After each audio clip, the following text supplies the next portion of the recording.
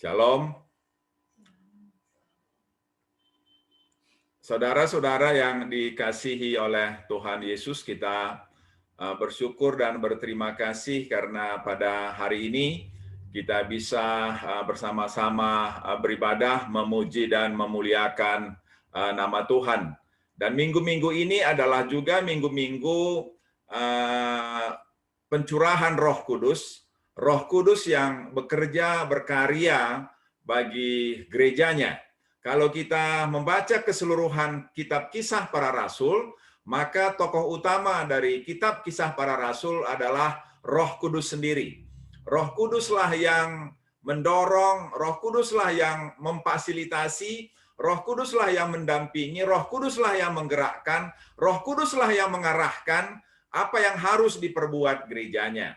Kalau minggu-minggu lalu kita sudah melihat bagaimana Roh Kudus memakai para rasul, khususnya Rasul Petrus dan Rasul Yohanes, dan tentu rasul-rasul yang lain, bagaimana Tuhan menggerakkan mereka melalui khotbah mereka dan melalui pelayanan mereka, sehingga sekali berkhotbah ada 3.000 yang bertobat dan kemudian bertambah lagi 2.000, sehingga kemudian banyak juga mujizat yang dilakukan. Misalnya di pasal 3 ketika Rasul Petrus bersama dengan Rasul Yohanes menyembuhkan orang yang sudah lumpuh dan kemudian bisa sembuh, dan itu membuat banyak orang terkagum-kagum. Tetapi kita juga harus tahu bahwa rupanya Roh Kudus bukan hanya memakai para rasul. Roh Kudus juga memakai jemaat biasa. Oleh karena itulah pada hari ini kita akan melihat bagaimana Roh Kudus memakai jemaat biasa sehingga dapat dipakai Tuhan melakukan perkara-perkara yang luar biasa. Oleh karena itu, tema renungan saya pada hari ini ialah penolong, pendorong, dan penopang. Yang ditampakkan dalam satu pribadi yang bernama Barnabas. Saya akan membaca beberapa ayat firman Tuhan. Yang pertama ialah dari Kisah Rasul pasal 4 ayat 36. Demikianlah firman Tuhan, Kisah Rasul pasal 4 ayat 36. Begitu juga Yusuf orang Lewi keturunan Siprus, yang juga dipanggil oleh para rasul Barnabas, yang berarti anak penghiburan. Menjual ladang yang dimilikinya dan membawa uangnya lalu meletakkannya di kaki para rasul. Jemaat yang dikasihi oleh Tuhan, sebutan tentang Barnabas inilah yang pertama kalinya. Pertama sekali nama itu muncul ada dalam Kisah Rasul pasal 4 ayat 36. Ketika jemaat itu berkumpul dan selalu saja ada di antara mereka yang punya tanah, yang punya properti, yang punya harta, menjual sebagian harta mereka dan kemudian diserahkan kepada rasul untuk dibagikan kepada orang-orang miskin. Dan disitulah muncul pertama sekali nama Yusuf dan diberikan dengan agak mendetail oleh Rasul Lukas, penulis kitab Kisah Para Rasul ini. Disebutkan bahwa nama sebenarnya ialah Yusuf. Dia adalah keturunan orang Lewi dan dia berasal dari Pulau Siprus. Pulau Siprus itu ada di Lautan Tengah di bagian utara dari Yerusalem. Tetapi kemudian yang menarik ialah ada sebutan yang dikenakan kepada Yusuf ini. Sebutan itu ialah Barnabas. Barnabas ini artinya disebutkan di sini anak penghiburan, karena kalau misalnya kita lihat bahwa istilah Barnabas ini seperti Parakletos itu ya, penghibur. Maka Barnabas ini juga disebut anak penghiburan. Tapi dalam terjemahan lain disebutkan bahwa Barnabas ini anak yang suka menolong, anak yang suka membantu. Jadi saudara-saudara, tampaknya budaya Yahudi tidak jauh berbeda dengan budaya kita orang Karo. Saya ingat dulu di Padang Bulan ada seorang namanya Manis Ginting. Tapi kemudian Manis Ginting ini disebut Pagula. Pagula itu ialah sebutan untuk Manis Ginting ini. Jadi kalau Barnabas ini dalam budaya orang Karo barangkali akan diberi nama Panampat. Nah, Panampat itu artinya ialah orang yang suka nampati, orang yang suka menolong, itu Panampat. Kalau Panampat itu artinya ialah orang yang suka mengacau atau orang yang suka membuat kerusuhan. Nah, tapi Barnabas adalah panampat, orang yang suka lamegogo ya, suka menolong. Sehingga kemudian Rasul-Rasul katakan, inilah Yusuf ini, Barnabas, yaitu orang yang hobinya, orang yang punya hati yang sangat besar untuk menolong. Dan kemudian di ayat 37 dijelaskan apa yang dilakukan oleh Barnabas, seperti juga yang dilakukan oleh beberapa orang di tengah-tengah jemaat itu, yaitu menjual ladang yang dimilikinya dan membawa uangnya lalu meletakkannya di kaki para rasul. Saudara-saudara, seperti yang tadi saya katakan, bahwa bila pasal 2, pasal 3, dan juga sebagian pasal 4 berbicara tentang peranan para rasul yang dipenuhi oleh Roh Kudus, maka di bagian yang akhir ini dijelaskan bahwa bukan hanya para rasul yang dipenuhi oleh Roh Kudus dan bisa berbuat banyak untuk kemuliaan Tuhan, tapi anggota jemaat biasa, sama seperti Barnabas ini, bisa melakukan perkara-perkara yang besar bagi kemuliaan nama Tuhan. Dan ini menjadi berita penting bagi kita, siapapun kita, dari manapun asal kita, atau siapapun nama kita, apapun pendidikan kita, tidak menjadi soal. Kita bisa dipakai oleh Tuhan, sama seperti Tuhan dipakai Tuhan, Barnabas yang dipakai oleh Tuhan. Kita pun bisa dipakai oleh Tuhan.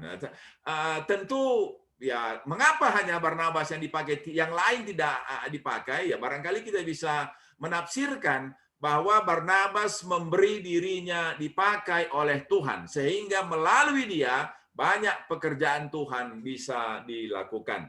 Oleh karena itu, saudara-saudara yang dikasihi oleh Tuhan, barangkali kita pun memberi diri kita kepada Tuhan supaya sesuai dengan talenta yang ada pada kita, kita dipakai juga oleh Tuhan secara luar biasa dalam kehidupan kita. Jadi yang pertama, dari Kisah Para Rasul pasal 4 ayat 36, karakter sifat yang ditunjukkan oleh Barnabas ialah suka menolong. Atau suka membuat orang susah menjadi senang. Nah, maka sekarang saya kira kita punya kesempatan juga bagaimana bisa membuat saudara kita yang sakit bisa menjadi tenang, bisa menjadi senang. Ya, tentu kan tidak susah lah saya kira jalannya ya. Tinggal telepon barangkali ke Caringin atau telepon ke Pada Suka, ya tolonglah dikirim ke alamat rumah ini, entah 2 porsi, entah 3 porsi, pastilah senang ya. Saya pun selalu senang kalau misalnya ada satpam yang mengetuk lalu katakan, Pak ada paket atau ada titipan, ya tentu kita senanglah. Dan hari ini memang nanti siang kita akan menerima paket juga, perjamuan kasih yang sudah disiapkan oleh Nora Pendeta Tarigan dan juga oleh Nande Depi Ginting. Ya tentu ini akan pasti membuat kita senang. Nah, semoga ke hari-hari akan datang pun hati kita selalu berpikir, apa yang kuperbuat bagi saudaraku yang sedang susah, supaya berkuranglah susahnya, atau susahnya berubah menjadi senang. Itulah tabiat yang dimiliki oleh Barnabas yang dipimpin oleh Roh Kudus. Dan orang yang dipimpin oleh Roh Kudus akan selalu berusaha membuat orang susah menjadi senang, membuat orang sedih menjadi gembira, membuat orang yang kehilangan semangat berpengharapan kembali. Yang kedua, saudara-saudara yang dikasihi oleh Tuhan, dalam Kisah Para Rasul pasal 9 ayat 26, firman Tuhan berbicara tentang Barnabas. Setibanya di Yerusalem, Saulus mencoba menggabungkan diri kepada murid-murid, tetapi semuanya takut kepadanya, karena mereka tidak dapat percaya bahwa ia juga seorang murid. Tetapi Barnabas menerima dia dan membawanya kepada rasul-rasul dan menceritakan kepada mereka bagaimana Saulus melihat Tuhan di tengah jalan dan bahwa Tuhan berbicara dengan dia dan bagaimana keberaniannya mengajar di Damsyik dalam nama Tuhan Yesus. Saudara-saudara, ini ada 2 tipe orang yang ditunjukkan oleh firman Tuhan ini. Yang pertama ialah orang yang traumatis. Jadi rasul-rasul dan juga murid-murid sudah mendengar bahwa ada seorang yang bernama Saulus yang pekerjaannya ialah menganiaya jemaat. Barangkali di memori kita pun pastilah ada nama-nama yang menggentarkan hati.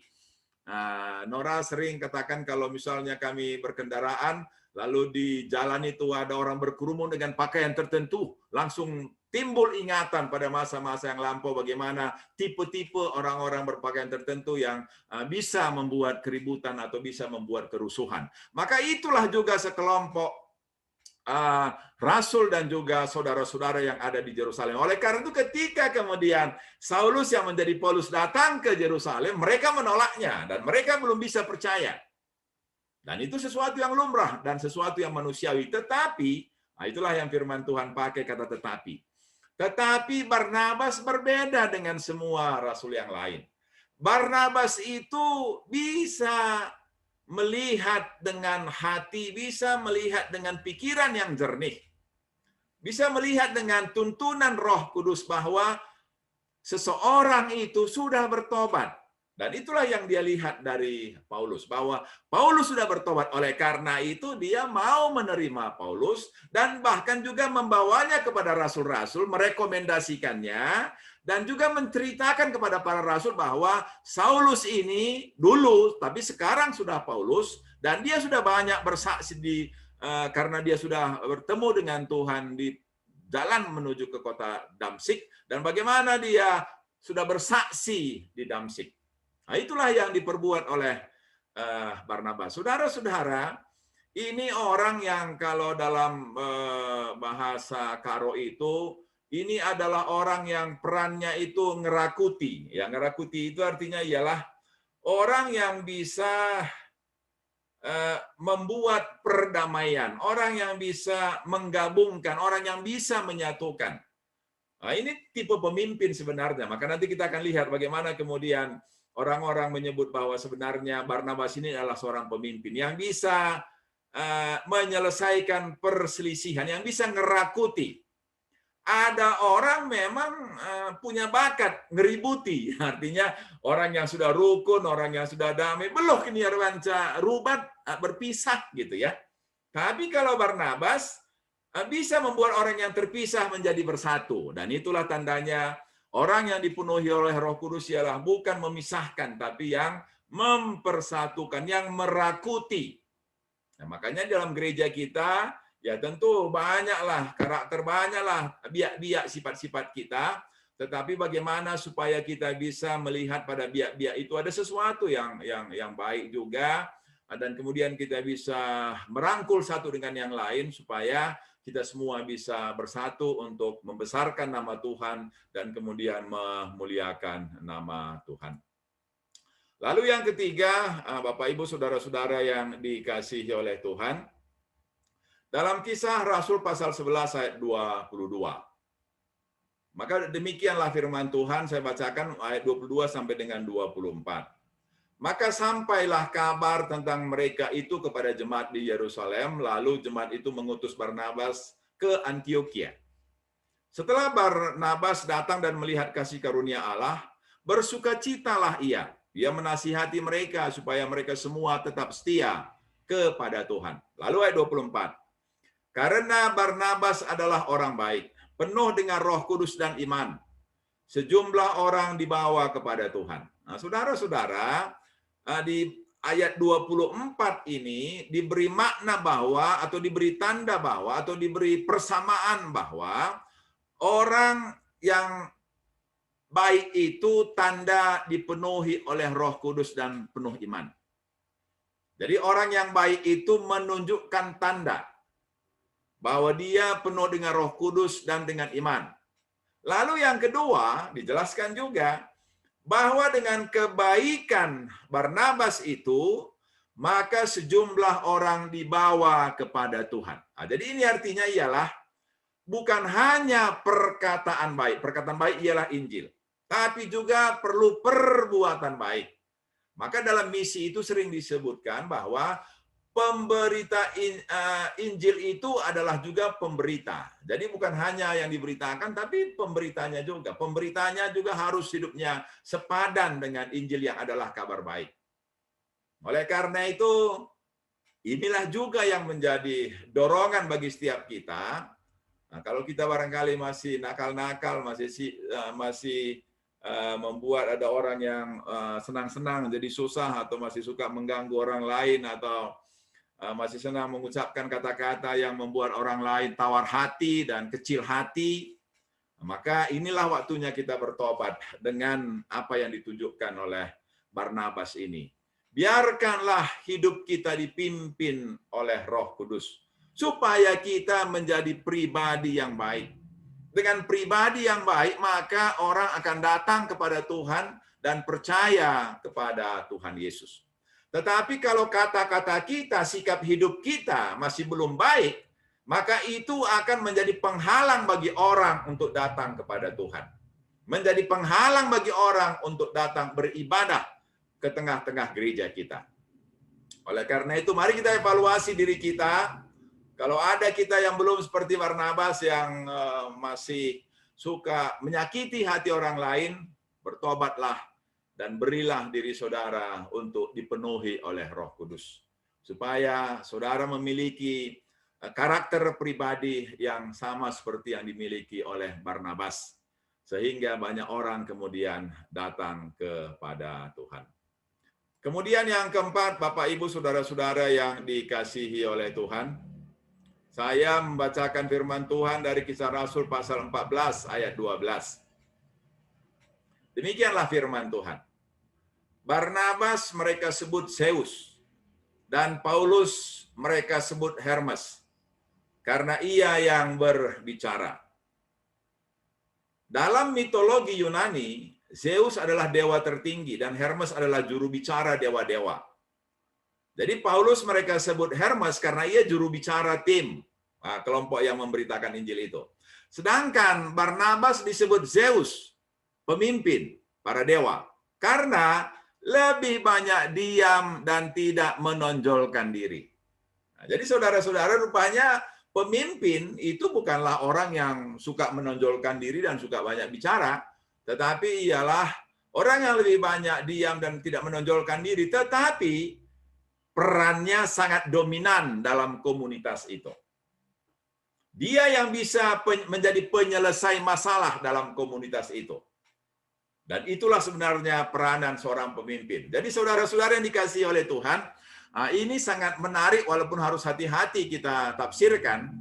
Kenapa disebutkan bahwa, kenapa dituliskan oleh Lukas bahwa Barnabas itu adalah pemimpin sedangkan Paulus itu adalah juru bicara. Tentu ini sesuatu yang kita harus hati-hati dalam menafsirkan, karena pada umumnya para ahli mengatakan kalau berbicara tentang orang, maka Kisah Para Rasul itu berbicara tentang dua tokoh. Mulai pasal 1 sampai dengan pasal 8 berbicara tentang tokoh Petrus, dan kemudian pasal 9 dan seterusnya sampai pasal 28 itu berbicara tentang Rasul Paulus. Tetapi kali ini kita melihat firman Tuhan katakan bahwa pemimpin kelompok itu sebenarnya adalah Barnabas dan Paulus hanyalah juru bicara. Dan kemudian kita lihat bagaimana peranan dari Barnabas di gereja kedua. Karena gereja pertama adalah Yerusalem dan gereja kedua ialah Antioquia. Dan gereja Antioquia lah yang paling banyak memberitakan Injil dan paling banyak mengutus misi. Dan siapakah pemimpinnya di sana? Ya, maka kemudian barangkali untuk mencari jalan yang terbaik disebutkanlah ada Paulus dan juga tentu ada Barnabas. Dan saya kira seorang pemimpin ya tidak harus juga dia harus menjadi ketua, tetapi kapasitasnya, seluruh talenta dan kemampuannya memang berkontribusi banyak bagi kebaikan komunitas atau bagi kelompok atau bagi gereja yang dilayaninya.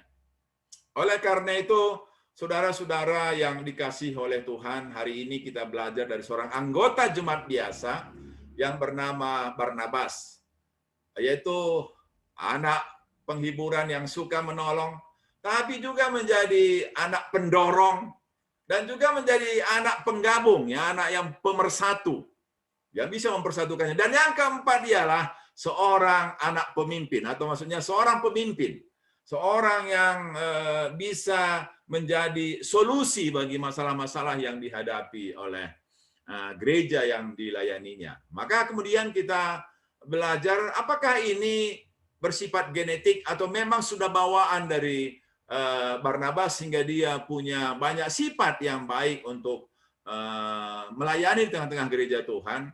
Maka jawabannya adalah karena kisah para rasul adalah kisah karya Roh Kudus.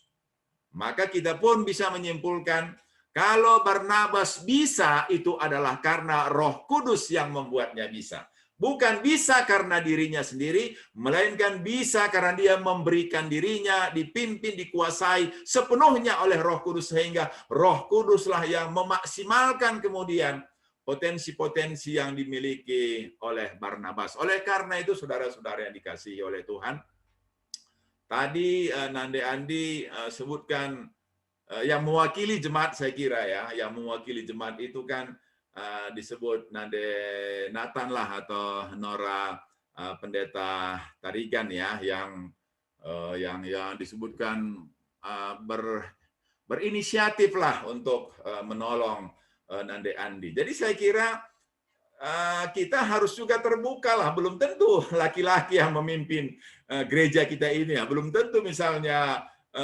pendetanya yang memimpin gereja kita. Barangkali siapa yang, walaupun jangan pula nanti kita rombak lah ya, karena yang banyak berbuat, yang masa ini semua ibu-ibu dan mereka juga yang strong-strong ya. Sudahlah, kita buat aja jadi ketua majelis ibu-ibu atau perempuan, lalu juga pendetanya kita gantilah yang jadi perempuan. Tidak begitulah ya.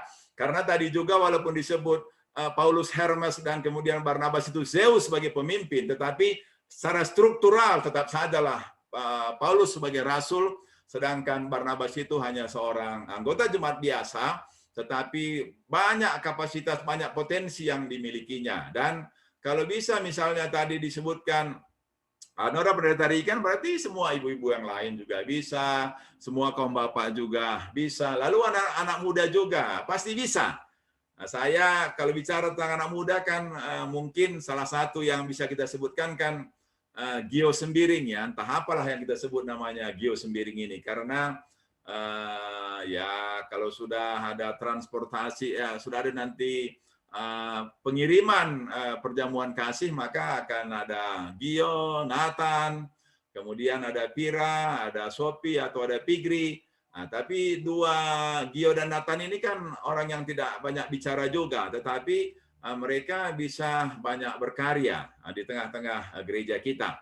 Lalu juga ada anak-anak kita yang lebih muda lagi, dan anak-anak ini pun ya ketika kita lihat barangkali masih kecil. Tadi saya lihat Keisha, saya lihat tadi Andrew, saya lihat Caca, saya lihat tadi ada Ruth, itu yang tadi saya lihat di gambarnya ya. Kelihatan barangkali belum punya potensi apa-apa, tetapi kalau kita terus doakan dan kita terus berikan kesempatan dan peluang, maka anak-anak ini pun akan bisa seperti Barnabas yang menjadi bukan tokoh sentral ya, tetapi menjadi pribadi yang sangat itu ya, sangat hadir di mana-mana dan terasa di mana-mana. Walaupun bukan punya posisi pemimpin, tetapi ada di mana-mana dan terasa ada di mana-mana. Nah, jadi kalau misalnya pemain sepak bola itu barangkali seperti gelandang lah ini ya, yang menjelajah kemana-mana ya, selalu hadir di setiap sudut lapangan. Maka seperti Barnabas ini pun selalu ada dalam semua persoalan yang dihadapi oleh jemaatnya. Dan itulah kira-kira yang kita rindukan, Bapak Ibu Saudara-saudara. Jadilah kita pribadi yang ketika orang sebutkan, iya mbak kemalaman, iya mbak keriahan, begitulah nanti kenangan atau sebutan atas kita. Jangan sampai dulu sekali waktu ketika saya masih kuliah di STT Jakarta, saya jumpa dengan seorang mantan pemimpin gereja Karo ya. Lalu ketika saya sapa, Kam Kelasianu, katanya, Uema, saya bilang, langsung dia sebutkan tentang satu orang lah ya, perkisat dengan Sianu, katanya. Dan itu saya kaget betul ya, perkisat dengan Sianu. Wah, itu kan berarti yang ada di ingatan yang disebarkan oleh beliau itu kan tentang satu pribadi yang pemalas. Nah, tentu kan itu menjadi sesuatu lah yang negatif ya. Atau juga pernah juga saya ke Kabanjahe ya, kemudian disebutkan juga lah ada nama lah saudara-saudara kita, satu orang saudara kita ya, perdegil dengan Sianu, katanya, cobalah, perdegil. Jadi memang ada sifat-sifat negatif yang barangkali demikian menonjol sehingga kemudian diingat. Atau barangkali perampus dengan si anu. Itu kalau kita pemarah ya, kalau kita pemarah. Nah, jadi janganlah begitu ya. Hendaklah kita ingat, aku ada ku ingat si anu misku ingat bagaimana dia baiknya ya, ramahnya, suka menolongnya. Kan itulah yang kita ingin tinggalkan lah. Nah, kalau disebut itu harimau meninggalkan belang, ya tentu kalau gajah meninggalkan gading, ya tentu kita meninggalkanlah kesaksian hidup iman yang akan membawa damai sejahtera bagi orang-orang di sekitar kita. Kiranya semua kita, siapapun kita, berilah diri kita dipimpin oleh Roh Kudus supaya kita dipakai oleh Roh Kudus seperti itu Roh Kudus memakai Barnabas supaya kita menjadi berkat di tengah-tengah gereja kita atau bahkan di lingkungan kita. Amin.